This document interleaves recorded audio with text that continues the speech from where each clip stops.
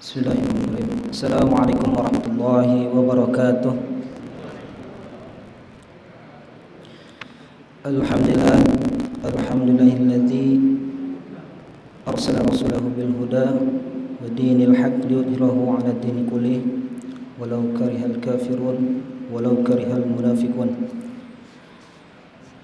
Puji dan syukur marilah kita panjatkan kepada Allah Subhanahu wa taala atas segala limpahan nikmatnya. Kita semua masih diberikan kesehatan, kita semua masih diberikan kesempatan untuk menunaikan ibadah di bulan suci Ramadan ini. Salawat dan salam semoga selalu berturah limpahan kepada baginda Nabi Muhammad sallallahu alaihi wasallam. Berdirinya saya di sini, saya mewakili pengurus DKM Masjid Al-Muhajirin untuk menyampaikan beberapa hal. Yang pertama, perolehan infak tarawih tanggal 21 April tahun 2021 sejumlah 299.000 dan saldo semuanya berjumlah 3.331.000. Adapun untuk pada malam hari ini, khatib yang bertugas adalah Al-Ustadz Dr. Andos Haji Muhardi. Kemudian untuk imam Al-Ustadz Lalu Khairul Anam. Saya ucapkan terima kasih jazakallahu khairan katsiran untuk para jamaah Bapak dan Ibu sekalian. Semoga Allah Subhanahu wa taala membalas semua kebaikan. Semoga Allah Subhanahu wa taala menerima semua amal ibadah kita. Untuk selanjutnya, khatib untuk Al-Ustadz Dr. Andos Haji Muhardi dipersilahkan. Wassalamualaikum warahmatullahi wabarakatuh.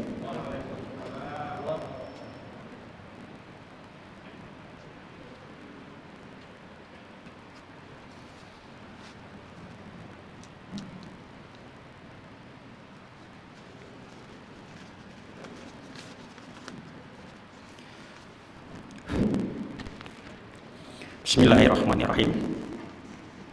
Assalamualaikum warahmatullahi wabarakatuh. Alhamdulillahilladzi arsala rasulahu bil huda wa dinil haqq liyudhhirahu 'ala dini kulli wa kafa billahi syahida.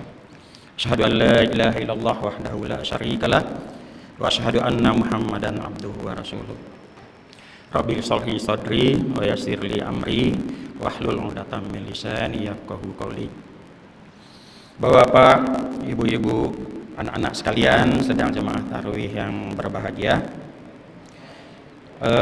Alhamdulillah, puji syukur marilah kita sama-sama panjatkan kepada Allah atas nikmatnya yang diberikan kepada kita. Pada hari ini kita telah masuk kepada hari yang ke 10 yang sudah ya, 11 malam yang ke-11 berarti kita untuk melaksanakan sholat tarawih pada malam hari ini. Mudah-mudahan ibadah kita yang telah 10 hari kemarin diterima oleh Allah Subhanahu wa taala. Amin ya rabbal alamin. Salawat kirim salam kita kirimkan kepada Nabi besar kita Muhammad sallallahu alaihi wasallam. Allahumma sholli ala Muhammad wa ala ali Muhammad. Mudah-mudahan dengan bersalawatnya kita kepada junjungan kita Nabi Muhammad, kita dapat syafaat nantinya di yaumil akhirat.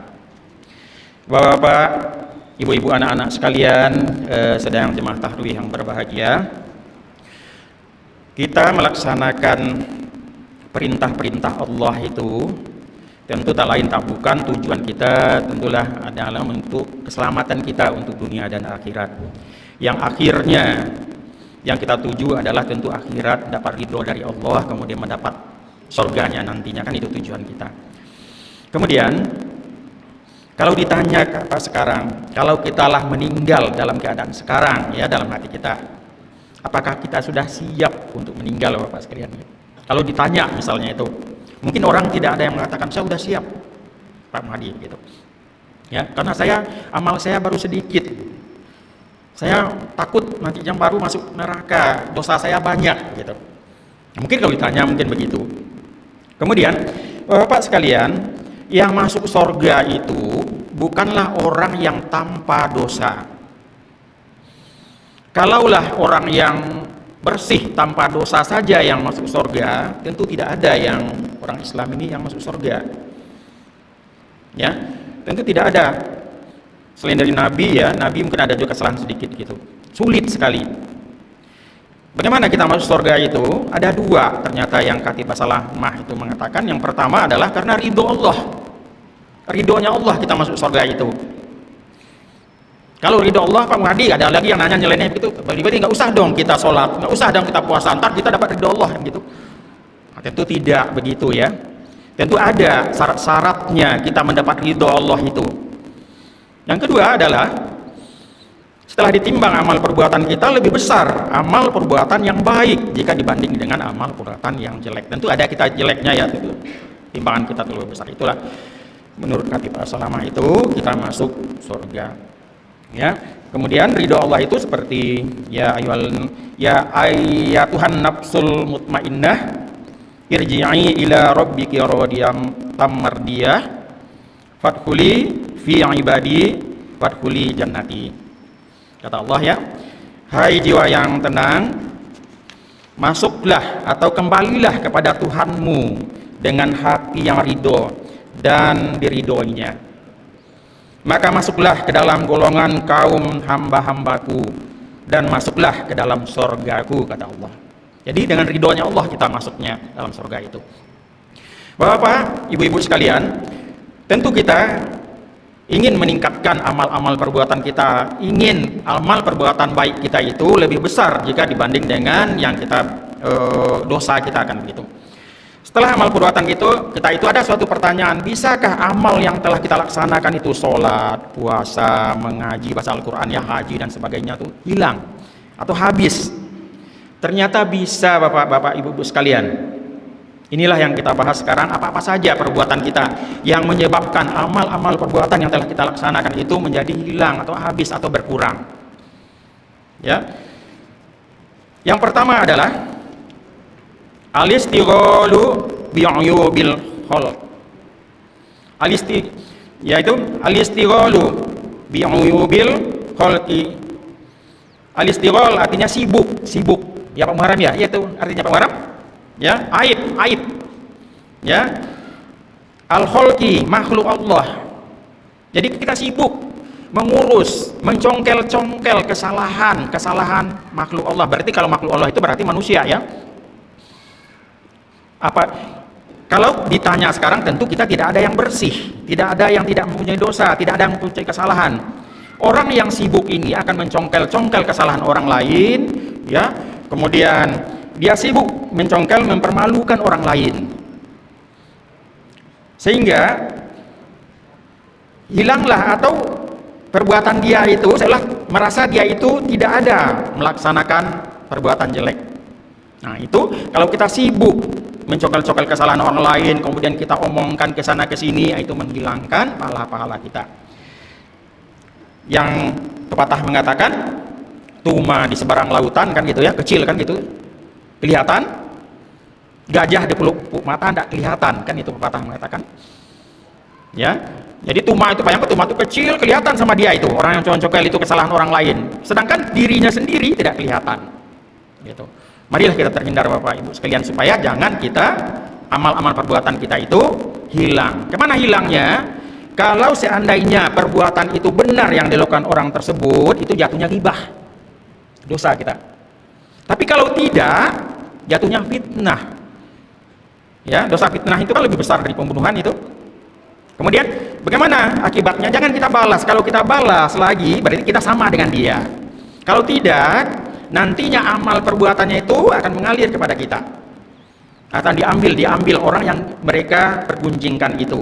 Kata Nabi, nantinya dia akan rugi, kata Nabi.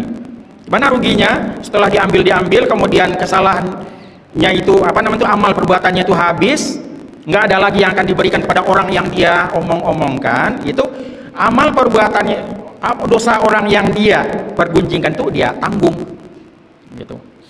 Nah untuk itu bibir kita ini ya hendaknya dijaga sekali Bapak Ibu sekalian. Jangan orang disakiti, jangan mencongkel-congkel kesalahan. Biarlah Allah saja, kalau dia salah, Allah yang akan memberikan. Yang kedua adalah qaswatul qalbi. Qaswah itu keras, qalbi hati, jadi keras hati. Ya, ternyata hati itu ada yang licin, ada yang kesat atau kasar ya. Ada yang hatinya bersinar, ada yang hatinya gelap, ada yang hati bersih, ada yang hatinya kumuh atau kotor, atau hatinya sehat atau yang sehat, qalbun salim. Hati yang sakit, qalbun marid. Ya. Hati yang tidak sehat ini atau keras hati ini akan sulit masuknya nasihat-nasihat daripada orang lain. Ada penjaga mengatakan hati itu sebening kaca, kan gitu ya. Kaca itu kan bening. Kemudian kaca itu kalau disinari oleh sinar itu kan masuk sinarnya itu. Tapi coba kaca itu mobil kita ditaruh itu 4 atau 5 bulan di luar udah berdebu dia itu. Sulit kan Pak kan masuk cahaya itu masuk ke dalam. Begitu juga dengan hati kita. Ya. Yang keras itu akan sulit menerima nasihat-nasihat dari orang lain. Bagaimana supaya hati kita itu lembut, supaya kita itu bersinar, bersih? Tentu kita banyak berzikir kepada Allah. Daripada memperpujikan orang, mending zikir saja. Kemudian banyak baca Al-Quran, banyak bersedekah, ya, menyantuni anak yatim itu perbuatan yang baik, ya. Kemudian direm mulut kita. Kemudian yang ketiga adalah hubbud dunia. Apa itu hubbud dunia? Cinta, terlalu cinta kepada dunia. Bapak Ibu sekalian, kita boleh cinta kepada dunia, itu boleh. Siapa sih yang tidak cinta kepada dunia kan? Kalau tidak cinta kepada dunia, kita tentu ya badan kita itu apa namanya itu pakaian kita seadanya, rumah kita seadanya kan gitu, tidak punya mobil, tidak ini ya. Boleh kita cinta, tapi jangan melebihi cinta kepada Allah. Kalau melebihi cinta kepada Allah, kita dunia itu, Allah itu cemburu. Ya. Allah itu pencemburu Bapak Ibu sekalian. Kemudian apa dunia itu ya?